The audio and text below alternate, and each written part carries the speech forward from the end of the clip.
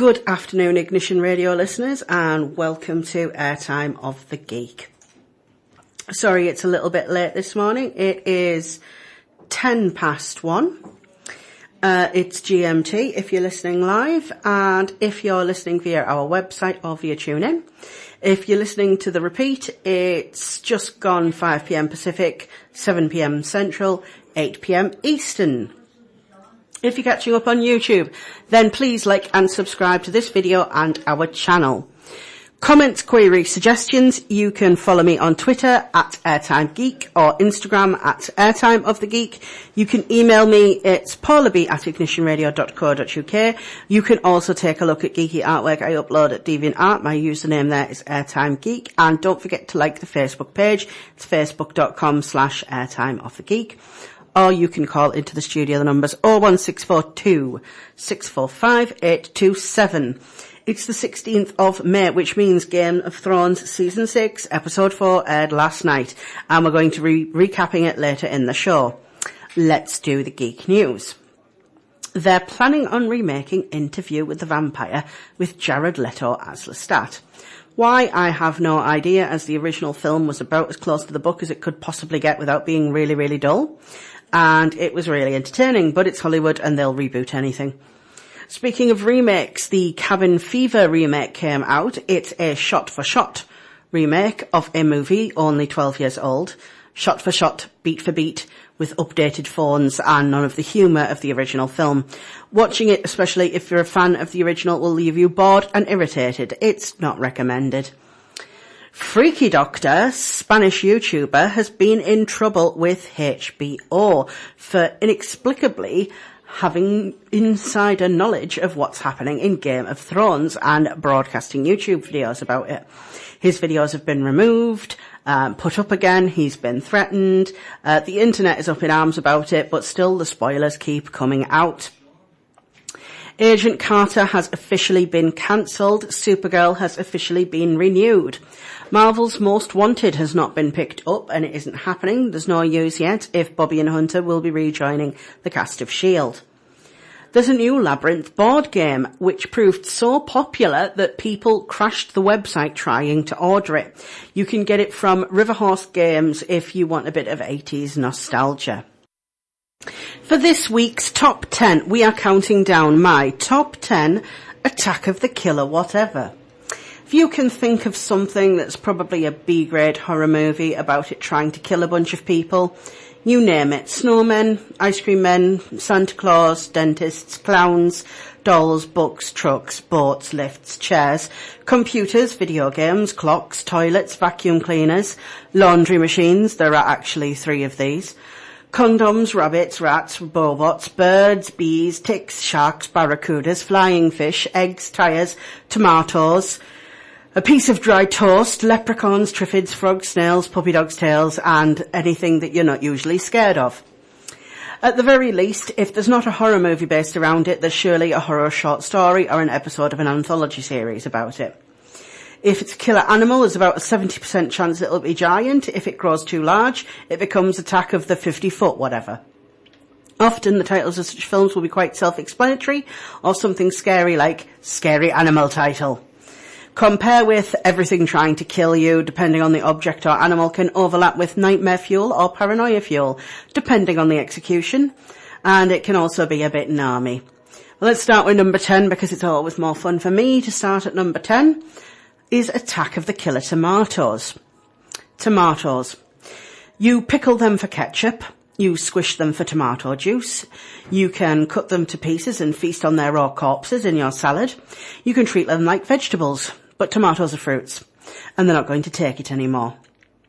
In 1978, a film was made spoofing B-movie monsters in which tomatoes mysteriously gain sentience and mobility, becoming killer tomatoes when they attack. It was sensibly called Attack of the Killer Tomatoes. Tomatoes if you're American.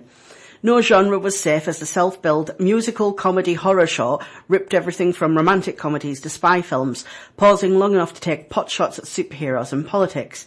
Despite being made for less than $100,000, it's generally regarded as a failure at the box office, but it nonetheless earned a cult following and practically became the defining film for So Bad It's Good, if a parody can count as that anyway. It would have been the end of the Red Menace, not that Red Menace, if it hadn't have been for an episode of Muppet Babies using footage from the film to narrate a story called Attack of the Silly Tomatoes. It was a highly rated episode, and New World Pictures inexplicably decided that the world needed a sequel and offered the creators of the original $2 million to film one. Return of the Killer Tomatoes was released in 1988 and featured the same devotion to quality special effects, acting skills and tightly scripted dialogue as the first film. Still non-detectable. Although it clearly does benefit from the increased budget, the film retains the original tongue-in-cheek, self-aware bad movie quality, only with now more sex jokes. This film also introduced the villainous mind of mad scientist Professor Gangrene, played by John Astin, who apparently enjoyed tuning the scenery a lot as he returned for every subsequent sequel and the animated series, where his name was changed from Mortimer to Putrid and his title became Doctor. The plot, such as it is, takes place 10 years after the first film. Tomatoes have been outlawed, but alas, the younger generation have forgotten the threat they pose, and tomato smuggling is at an all-time high. Chad Finletter, nephew of the hero of the Tomato Wars, has fallen for Tara, who serves as the mysterious Dr. Gangrene. Little does Chad know that Tara has a dark secret. She is secretly a tomato. Can true love bring peace to all, or will blood prove thicker than chlorophyll? Any further description of the plot is probably unnecessary. You're either already overwhelmed with an uncontrollable urge to watch this turkey, or pondering if its existence indicates Western civilization is beyond hope. Possibly both. It would help if we told you that George Clooney was in it. Yes, a very early role that everyone forgets. Return of the Killer Tomatoes was a success, and the executives behind it made the decision which not only corporate executives can make without being deemed insane. What do these two non-child-friendly films really need to follow them up is a Saturday morning cartoon.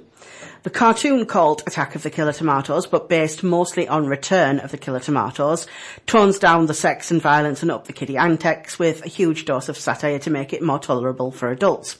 The result is stunningly watchable, which sadly also meant that it would be screwed by the network. One notable feature to the series was the large number of fourth wall jokes, including the regular appearance of the censor lady, the woman charged with keeping the show suitable for children. In one memorable appearance in the episode Spatula, the Prince of Darkness, she demanded that the vampire tomato that Gangrene had created cease talking about biting and blood and do some more wholesome to turn victims into vampires, such as kissing them. Guess who wound up the first victim? The first season was a spoof on movies, while the second season had a plot for world domination. And while the animated series didn't last long, two further movies were made: Killer Tomatoes Strike Back and Killer Tomatoes Eat France, as well as a few video games. They are really highly recommended movies. They're really funny. Check them out. Number 9 is The Mist, also known as Stephen King's The Mist. It's a 2007 American science fiction horror film based on the 1980 novella of the same name by Stephen King. The film was written and directed by Frank Darabont, who had previously adapted King's work The Shawshank Redemption and The Green Mile. Darabont had been interested in adapting The Mist for the big screen since the 1980s, and the film featured an ensemble cast starring Thomas Jane, Marcia Gay, Harden Samuel Whitwer, Toby Jones, and future Walking Dead actors Jeffrey DeMunn, Juan Gabriel Pareja, Laurie Holden, and Melissa McBride. Because, of course, Darabont went on later to make The Walking Dead. The director revised the ending of the film to be darker than novella's original ending, a change to which King was very amenable. Darabont also sought out unique creature designs to differentiate them from creatures in past films. Although a monster movie, the central theme explores what ordinary people will be driven to do under extraordinary circumstances. The plot revolves around members of the small town of Bridgeton, Maine, which serves where a severe thunderstorm causes the power to go out the night before, and they meet up in a supermarket to pick up supplies. While there, the mist crawls in and they struggle to survive the unnatural mist which envelops the whole town and conceals vicious otherworldly monsters, extreme tensions rise among the survivors. In the novella, the character of David Drayton, who was married, has an encounter with Amanda Dumfries, who is also married, but Darabont didn't want to attempt to convey on screen the protagonist being involved in an affair. The character in the film, played by Thomas Jane and Laurie Holder respectively, instead share a more emotional relationship. Jane explained, "We form like a little family, sort of a surrogate family, where my son and I'm a father and she becomes the mother to the son. We become a little unit as we're trying to get through this nightmare together." Holton compared the nightmare to what refugees experienced in the Louisiana Superdome during Hurricane Katrina. When the origin of the mist in the movie is never explained in great detail, Frank Darabont did write an opening scene in the draft, in which a thunderstorm causes a malfunction at the Arrowhead Project's lab to allow the portal to another dimension to stay open too long. But the scene was never filmed. Number 8 is The Host. Not the Stephenie Meyer one. The Host is a 2006 South Korean monster movie. The film concerns a monster kidnapping a man's daughter and his attempts to rescue her. According to the director, the inspiration came from a local article about a deformed fish with an S-shaped spine caught in the Han River. The Host had set a new Korean box office record by reaching 10 million tickets in just 21 days. The film revolves around Park Hee-bong, a man in his late 60s who runs a small snack bar on the banks of the river. He lives with his 2 sons and a daughter and a granddaughter. The Parks seem to live quite an ordinary, peaceful life, maybe a bit poorer than the average Seoulite. Hee-bong's oldest son, Gang-dong, is an immature and incompetent man in his 40s whose wife left him long ago. Nam-il is the youngest son, an unemployed grumbler, and daughter Nam-jo is an archery medalist and a member of the national team. One day, an unidentified monster suddenly appears from the depths of the River Han and spreads panic and death. Gang-dong's daughter, Hyun-seo, is carried off by the monster and disappears. All the family members are in great agony because they lost someone very dear to them. When they find out she's still alive, they resolve to save her.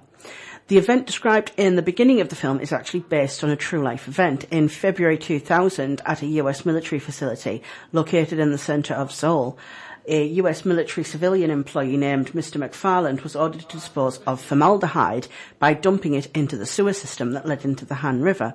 Despite the objections of a South Korean subordinate, the government attempted to prosecute Mr. McFarland in court, but the US military refused to hand over custody of him to the South Korean legal system. Later, a South Korean judge convicted him in absentia. The public was enraged at the government's inability to enforce the law on its own soil.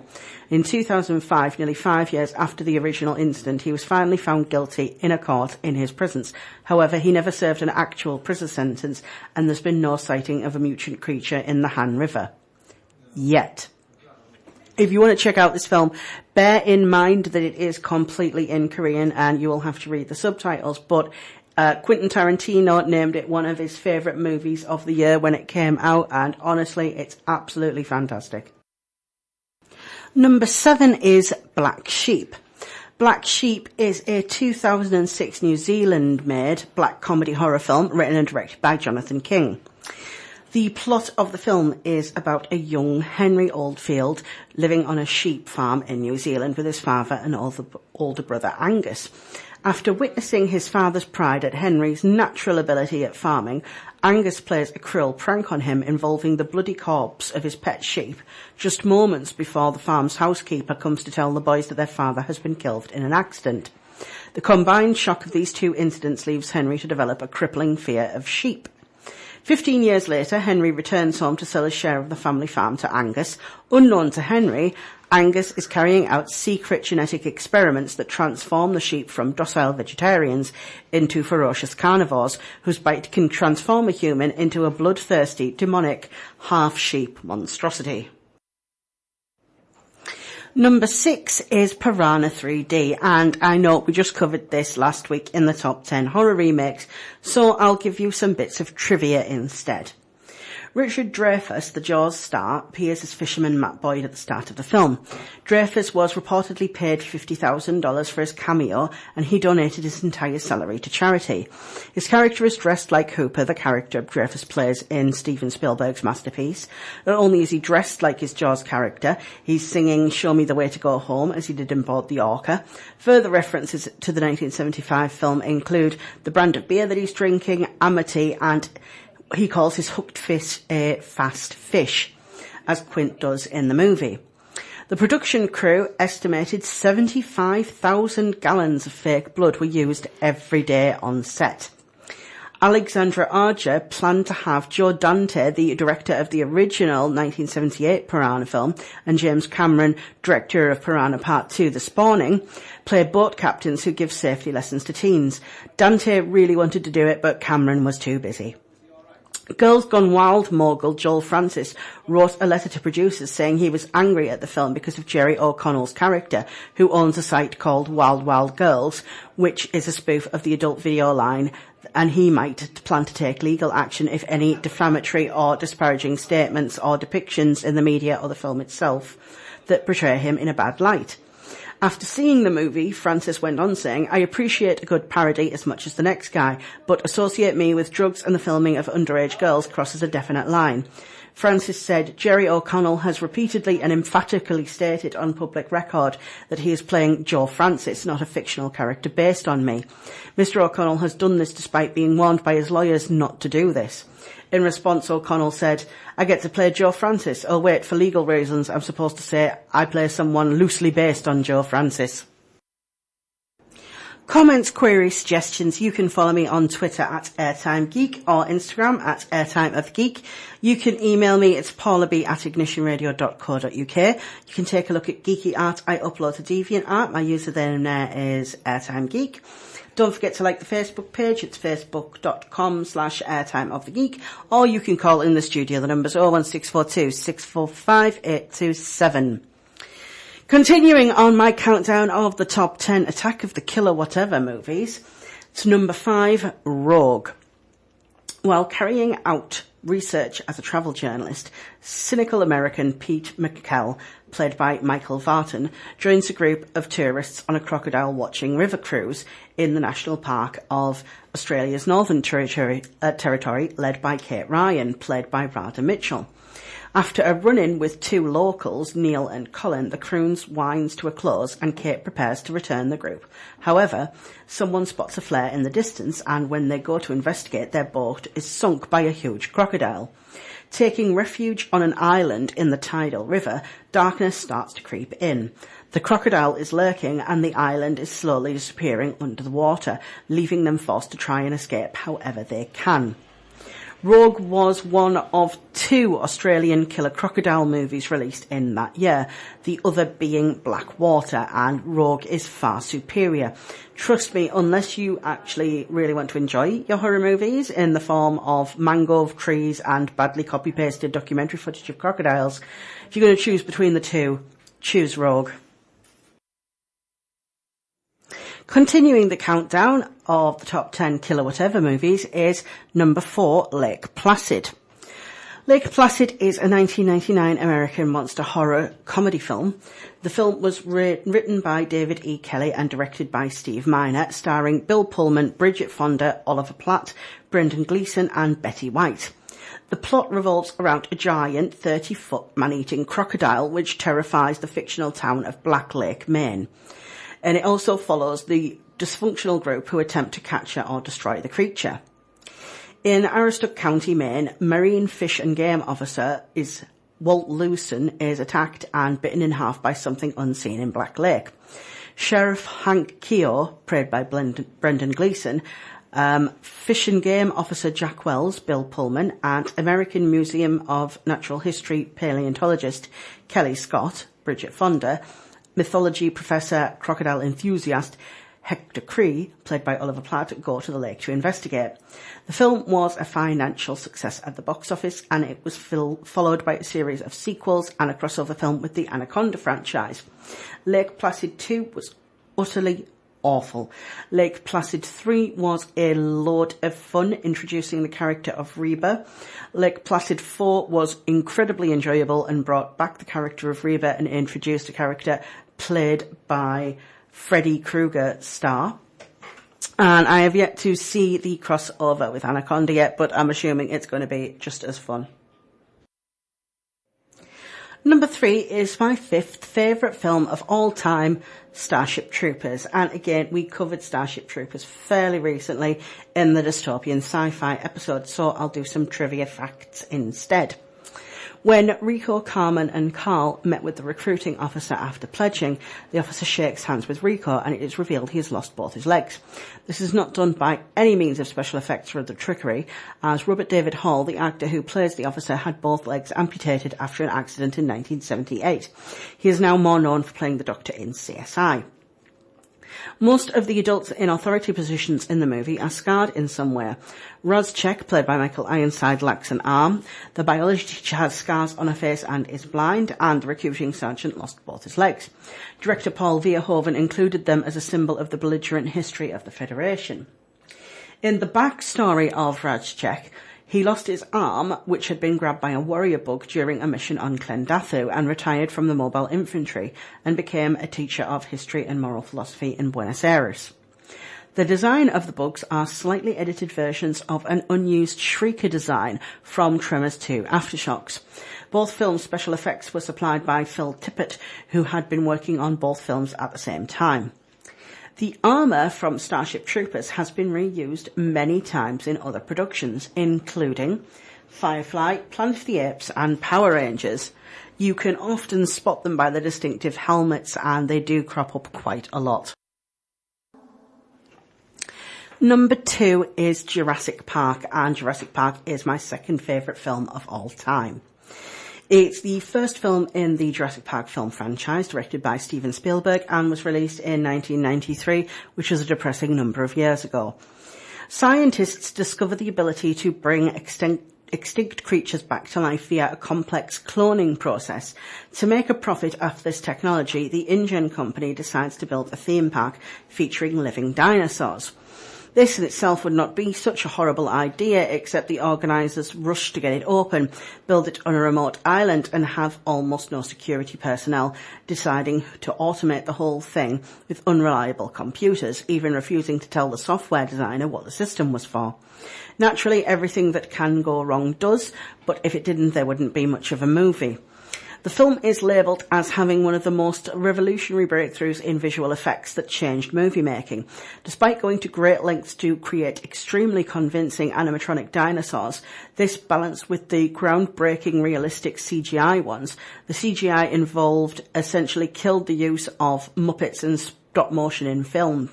Besides the requisite Hollywood mistakes, many paleontologists and dinosaurs fanatics also loved it. And because Jurassic Park is a movie that probably everyone in the entire world has seen, I'm just going to tell you some trivia about the movie.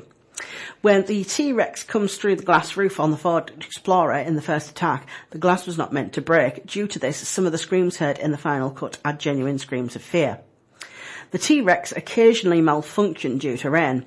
Producer Kathleen Kennedy recalls the T-Rex went into the heebie-jeebies sometimes, scared the bejesus out of us. We'd be like eating lunch and all of a sudden the T-Rex would come alive. At first we didn't know what was happening and then we realised it was the rain. Then you'd hear people start screaming. The guests' encounters at the sick Triceratops ends without any clear explanation as to why the animal is sick, but Michael Crichton's original novel and the screenplay, however, include an explanation. The Stegosaurus/Triceratops lacked suitable teeth for grinding food, so like birds would swallow rocks and use them as gizzard stones. In the digestive tract, these rocks would grind the food to aid digestion. After 6 weeks, the rocks would become too smooth to be useful and the animals would regurgitate them. When finding and eating new rocks to use, the animals would swallow the West Indian lilac berries. The fact that the berries stones are regurgitated explains why Ellie never finds any traces of them in the animal's poop. All the cast were given a Raptor model signed by Steven Spielberg as a gift. It looked very frightening.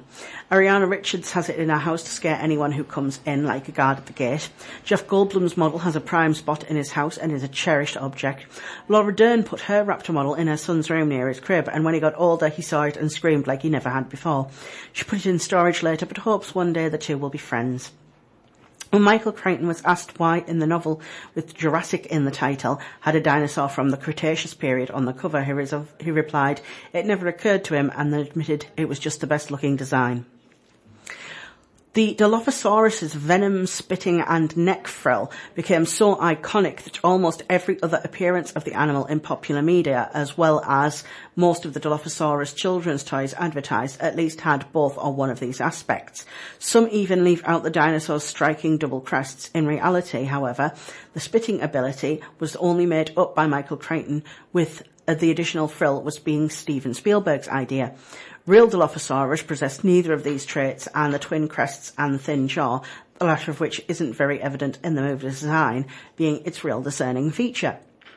The Dilophosaurus never walks in the movie because it was so difficult to get the weight shifting and the movement right.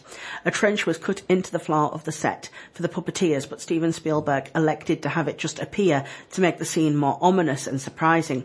He also wanted more water for the scene coming down the hillside and every fire hydrant going in the studio until they ran out. Michael Lantinier joked that every now and then just splash him with water so he feels there's more water. To this day, Spielberg still feels that the scene needed more water. Wayne Knight thought it was a miserable scene to shoot, and sliding down things covered in mud soaking wet. He was 327 pounds and he could barely walk, but he loved watching it.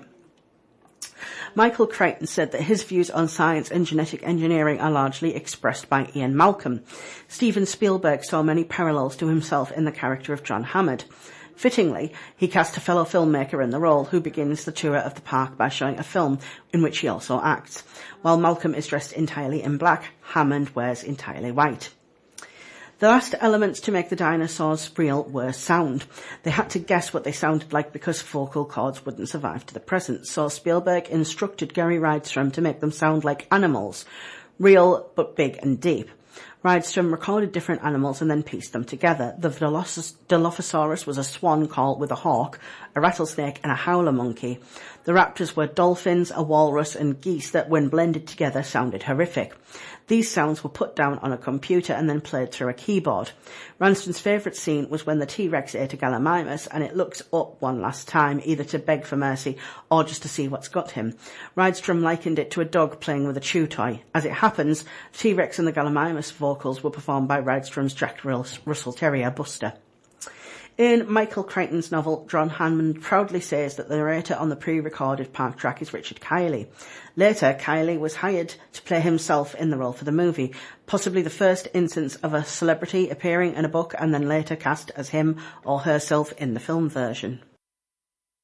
So my number one pick for Attack of the Killer Whatever is, of course, my favourite film of all time, Jaws. It was released in June 1975. Jaws was Hollywood's first summer blockbuster, soon to be codified by Star Wars. Along with Gojira and King Kong in 1933, it was also the inspiration for giant animal rampage movies, and it served as a launch pad for its director, Steven Spielberg. The plot is simple. When a great white shark starts killing swimmers near the New England resort of Amity Island, the town mayor tries to keep it rather quiet, with the risk of frightening tourists away. The police chief, Brody, played by Roy Schneider, investigates anyway and eventually gaining the support of two other men, Quint, played by Robert Shaw, and who is a professional shark hunter, and Robert Hooper, played by Richard Dreyfuss, a marine biologist. The level of terror on the tourist economy of anime and the audience gradually grows to fever pitch throughout the film as the attacks persist, eventually forcing Brody, Hooper and Quint to spend the last part of the film completely isolated at sea, hunting the monstrous shark. Jaws was adapted from the 1974 novel by Peter Benchley, which was partly inspired by real shark attacks and partly inspired by Moby Dick. Quint's dogged pursuit of the shark has many similarities with Captain Ahab's hunt of the great white whale. The film had such a negative impact on the public that attendance dropped sharply the summer it was released. It was said that Jaws filmed the cinemas and emptied the beaches. Marine biologists cite and denounce it as the trope codifier for threatening shark, and therefore the reason why humanity has declared a guilt-free extermination war upon such a keystone species, even though the chance of being attacked by a shark is considerably less than being hit by lightning, or being eaten by a crocodile, or murdered by another human. Peter Benchley, the novel's author, said he regretted choosing the great white as the creature due to the subsequent genocide of the species, and devoted the rest of his career as an activist for marine conservation. The film was followed by 3 sequels. Jaws 2 in 1978, it was okay. Jaws 3D in 1983, it was later remade into the movie Deep Blue Sea. And Jaws the Revenge in 1987 had a banana boat and Michael Caine. Although Scheider, Shaw and Dreyfuss got top billing, the true star of the movie is a mechanical shark named Bruce. Quint's legendary monologue of the sinking of the USS Indianapolis, which incidentally is the truth in television, although in real life more of the sailors on the Indianapolis died from exposure and dehydration than sharks. Causes of death included drowning, dehydration, wounds suffered in the sinking, and sharks. Additionally, men became delirious from exposure and thirst. Some gave up and allowed themselves to drown. Some hallucinated seeing islands or ships and swam away. And some even tried to kill each other due to the hallucinations of Japanese in their midst. Sharks still accounted for a lot of the deaths, and fear of sharks attacks became, among the bleeding men in the water, only added to the psychological agony of the survivors. Robert Shaw, an accomplished writer himself, made major contributions to the script for that scene, and he believed that there should be an explanation for his character's antipathy towards sharks.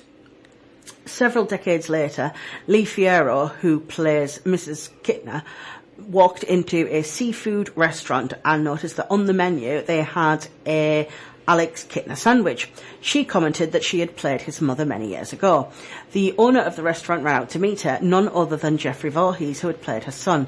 They hadn't seen each other since the original movie shot. Though respected as an actor, Robert Shaw's trouble with alcohol was a frequent source of tension during filming. In later interviews, Roy Scheider described his co-star as a perfect gentleman when he was sober. All he needed was one drink, and then he turned into a competitive son of a bee. Peter Benchley was not happy with Steven Spielberg's ending when the shark is killed with a compressed air tank exploding in its mouth, claiming it was unrealistic. Spielberg defended himself by saying he would hold his audience for 2 hours. They would believe anything in the end, no matter what, no matter how unrealistic or unbelievable the ending really was. Spielberg thought the idea of an ending where the shark is blown up and Brody would look up to see several shark fins.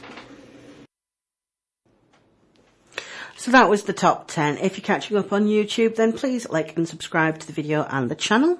You can send comments, queries, suggestions if you follow me on Twitter to @AirtimeGeek or Instagram @AirtimeOfTheGeek.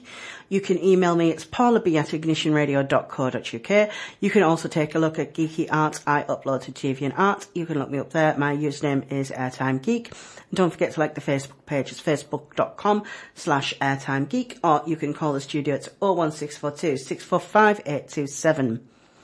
So it's time for the Game of Thrones recap. Season 6, Episode 4, The Book of the Stranger. Let's recap that. We open Episode 4 with the wall. Ed picks up Longclaw, Jon's sword, as Jon packs his stuff whilst wearing one of those weird little man buns. Jon tells Ed he plans on going south. Ed questions why Jon is leaving after Hardhome. He knows the White Walkers are coming. Jon says he can't stay after being killed by his own brothers. Sansa, Brienne and Pod arrive. Thank the old gods and the new, because I couldn't have taken it if they missed each other. Sansa looks around and sees Jon, and we have the first Stark reunion in years. Jon goes over to Sansa and they hug, and there's a little bit of water leaking from my eyes as we get an actual happy moment in Game of Thrones. Later, Sansa and Jon sit in front of the fire, regretting the day they left Winterfell. Sansa regrets being awful to Jon, and I'm thrown off by characters in Game of Thrones being happy and smiling. It's just not natural. Jon tells Sansa he will leave with her and watch over her, and Sansa tells Jon that they will retake Winterfell and he should use the wildlings to do it. Jon is tired of fighting. He fought and he lost, but Sansa is determined that they're going to retake the north, and she'll do it with or without his help. So Davos goes to Melisandre, who now serves Jon Snow, the prince who was promised. Stannis finally asks what happened to Shireen. Cue Brienne to tell him that Stannis' army was defeated and introduce herself as former Kingsguard to Renly Baratheon before he was killed with blood magic, sideways dirty look to Melisandre. Brienne tells Davos that she executed Stannis and he still doesn't know that Shireen got burnt alive. We now go to sweet Robin Arryn, who is practicing archery and is terrible at it. Peter Baelish turns up at last. Littlefinger makes an appearance. He lies and telling Lord Royce, who's been looking after Sir Robin, that Sansa was kidnapped by the Boltons. Bloodthirsty Sir Robin considers throwing Royce through the moon door. Littlefinger generously allows Royce one more chance, even though he did bugger all to begin with. Or can Littlefinger please die this season? He tells Robin that Sansa has escaped and probably went to Castle Black. He gives Robin the present of a falcon since he missed his name day. The Knights of the Vale are going to head north and join the fray and take down the Boltons. We then go to the continent where nothing happens, and Tyrion has invited the slave masters to Meereen to talk. Dull, dull, dull, it's so dull. Tyrion tells them that he proposes they take 7 years to abolish slavery instead of overnight. Tyrion then goes to meet the former slavers, who are super annoyed about slaves being there. Jorah and Daario are on their quest for the Khaleesi and still haven't become bros. Daario is being a right douche and talking about banging her. They check out Vyas Dothrak and the Temple of the Dosh Khaleen, and I must point out that nobody actually told Dany at any point that this was where she was supposed to go when Khal Drogo died. They abandon their weapons in case they get caught, and Daario sees that Jorah has grayscale. They sneak into the city going through the back streets and run into a couple of Dothraki who do not believe that they are merchants for a second, as that was their cover story. Daario snaps one of their necks. Jorah throws a handful of sand into the eyes of the second one, who simply moves out of the way, and it's really funny. He starts to choke Jorah, but Daario stabs him. Daario can so not be trusted to do as he's told. Daario crushes the body with a big rock to disguise the stab wound, and we go to the widowed Khaleesi's home. Dany talks to the old woman and bonds with a young girl who was widowed at 16. Dany says she needs to pee, so the young girl goes outside, where Daario and Jorah grab her new friend. Dany tells them she has a plan. Cut to Marjorie, who is watching a millipede crawl down the wall. The mean scepter lady comes in and takes her out to see the High Sparrow. Oh God, it's so dull. But even Jonathan Pryce, who is an absolutely fantastic actor, can make this interesting. He tells a really boring story, and then he lets Marjorie go see Loras. Loras is not looking well. The two siblings hug. She tells him to stay strong, and he's tired of being tortured. He's ready to give in. Marjorie isn't. Cersei goes to see Tommen, who is getting a lecture from Grand Maester Pycelle. Tommen dismisses him, and he tells his mother he's been thinking about the High Sparrow and doesn't want to antagonise him any further. Apparently the High Sparrow told him a big secret, but we don't find what it is just yet. We go to Cersei leading Jaime into the small council meeting instead, and Lady Olenna and Kevan Lannister stand to leave, but Jaime and Cersei tell them that the High Sparrow is planning on trying Cersei in a few days and will make Marjorie take a walk of atonement naked through the city. Even Cersei doesn't want this to happen, so they make a plan to retake Marjorie, which will of course fail because they explain it all on screen. We then see Theon on a ship, heading for home to the Iron Islands. He enters the throne room meekly, finding his sister Yara. She isn't pleased to see him. He's still very much in Reek mode. Yara suspects he's only there for the king's moot, telling him to stop crying and to tell him what she wants. Theon tells Yara that he wants her to rule and he wants to help her. We then go to Ramsay Bolton peeling an apple, because of course he is. They bring Osha to him. Ramsay is somewhat delighted by Osha, as she isn't scared of him. Osha pretends to care nothing for Rickon and strevels Ramsay, whilst eyeing up the knife. Ramsay knows, though, from Theon that Osha helped Rickon escape, and he stabs her in the throat, killing her. Another one bites the dust. A Bolton man arrives at Castle Black. Sansa, Jon, Ed, Pod, Brienne and Tormund Giantsbane are eating.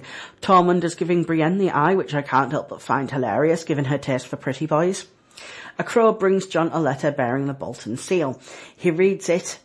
It antagonises Jon about having Rickon and threatening to rape Sansa, and feeds Rickon to the dogs, and it's a course from Ramsay Bolton. Their army is outnumbered. Sansa tells Jon they can rally the northern armies to their side, and he agrees. They're going to retake Winterfell. In Vaes Dothrak, the Carls argue about the Dothraki who were killed, but ultimately they don't care. They bring in Dany and discuss what to do with her. They could trade her for 10,000 horses to the slave masters. Dany tells them this is where Drogo promised her he'd ride across the Salt Sea and retake Westeros. She tells them that they are small and unfit to lead the Dothraki, so she will. They laugh. They talk about raping her and telling her they'd never serve her. She puts a hand on a hot brazier and tells them they're not going to serve, they are going to die. And she starts knocking over the braziers to burn down the temple, which has been locked, the guards outside being killed. Daario and Jorah watch the temple burn, the Dothraki hordes run to see it burning to the ground. The old widowed Khaleesi's watch in horror. Then, like a boss, Dany emerges from the flames, naked, unburnt, and the horde all kneel before her. The entire Dothraki horde. Jorah and Daario both kneel too, and then the screen fades to black. So this week's episode was a lot more interesting than last week's for a start. High points, Dany emerging like a boss from the flames as Daenerys the Unburnt and taking control of all of the Dothraki. Sansa and Jon reuniting triumphantly. Low points, the High Sparrow, it's so dull. I mean, yes, he's evil, but he's an old man in a potato sack in a room just talking at people. And the stuff in Meereen, not even Tyrion can make it watchable. It was unsurprising that Osha got killed in this episode, as Game of Thrones has become slightly predictable in the fact that Ramsay will just kill anyone and care not for the consequences. So another old guard of the first series dies. That's everything for this week of Airtime of the Geek. You can send comments, queries, suggestions to me on Twitter at AirtimeGeek or Instagram at Airtime of the Geek. You can email me, it's paulab@ignitionradio.co.uk. You can also take a look at Geeky Art. I upload to DeviantArt, and you can look me up there at Airtime Geek. Don't forget to like the Facebook page. It's facebook.com/Airtime of the Geek. Or you can call the studio. The number's 01642 645 827. We'll be back next week for more news, reviews, and top 10s.